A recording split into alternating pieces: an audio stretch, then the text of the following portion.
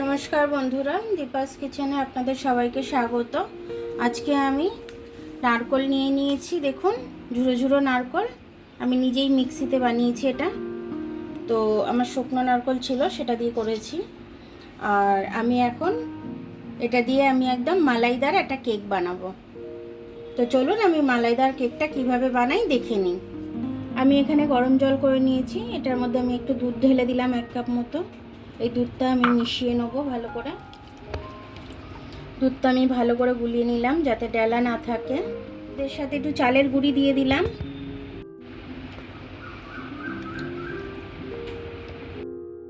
এটা আমি নাড়তে থাকবো যাতে ডেলা না পেকে যায়।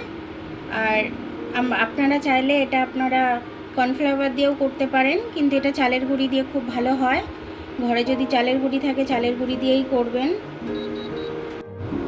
এবার আমি এটার মধ্যে একটু কেওড়া জল দিয়ে দেবো। দেখুন, 1 ছিপি মতো আমি দিয়ে দিলাম। গন্ধটা খুব সুন্দর আসবে। এক্সট্রা নারকেলের গুঁড়োটা ছিল আমার, দিয়ে দিচ্ছি ছড়িয়ে, খেতে ভালো হবে। আমার এই মালাইটার মধ্যে আমি একটু চিনি দিয়ে দিলাম, 1 বাটি মতো।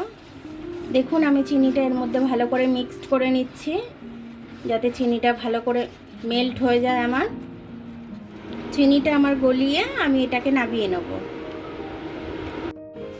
দেখুন, আমার মালাইয়ের ঘনত্বটা এরকম হয়েছে। এটা ঠান্ডা হয়ে গেলে আরও ঘন হয়ে যাবে এটা, তাই আমি এরকমই নামিয়ে নিচ্ছি। এই কড়ার মধ্যে আমি একটু জল দিয়ে নিলাম। দেখুন, আবারও আমি 1 কাপ মতো দুধ আমি এতে দিয়ে দিচ্ছি, দিয়ে আমি এটাকে গুলে নেব। এবার আমি দুধটাকে গুলিয়ে নেব ভালো করে, একদম পুরো লিকুইড দুধের মতো। এই দুধের মধ্যে আমি একটু চিনি দিয়ে দিলাম মিষ্টি হওয়ার জন্য। এটা একটু নেড়ে দেবো আমি। দেখুন, এই কেকগুলো খেতে খুব সুন্দর, বেকারির কেক আমরা ছোটোবেলায় খুব খেতাম। আবার আমার মনে পড়ে গেল, তার জন্য আমি এটা দিয়ে একটা স্ট্যান্ড কেক বানাচ্ছি। এটার নিচে আমি একটু মালাই দিয়ে নেব।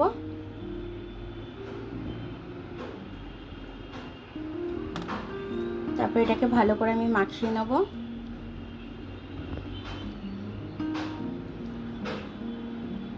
এবার আমি একটা একটা করে সাজিয়ে দেবো, একটা একটা করে কেক সাজিয়ে দিচ্ছি।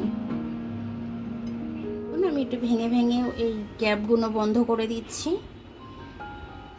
দেখুন, আমি এটার মধ্যে একটু করে দুধ দিয়ে দিচ্ছি।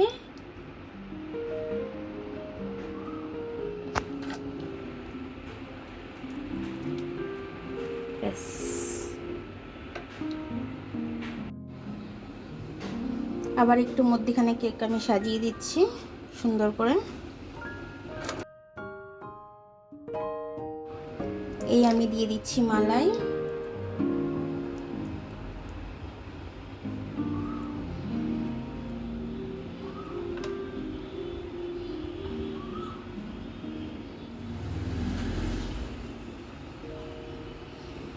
আমার মালাই কেক তৈরি হয়ে যাচ্ছে এক্ষুনি।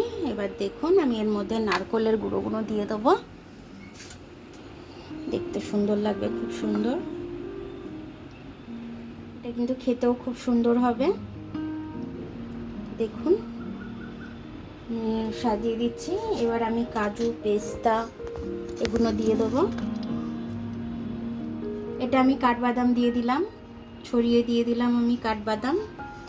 এবার আমি দিয়ে দিচ্ছি কাজু বাদাম,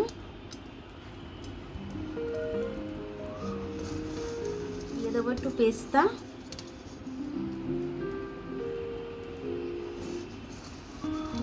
আর একটু কিচমিচ।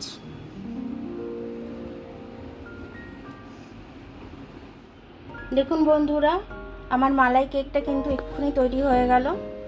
একদম সঙ্গে সঙ্গে আমি আপনাদের কেটে দেখাচ্ছি।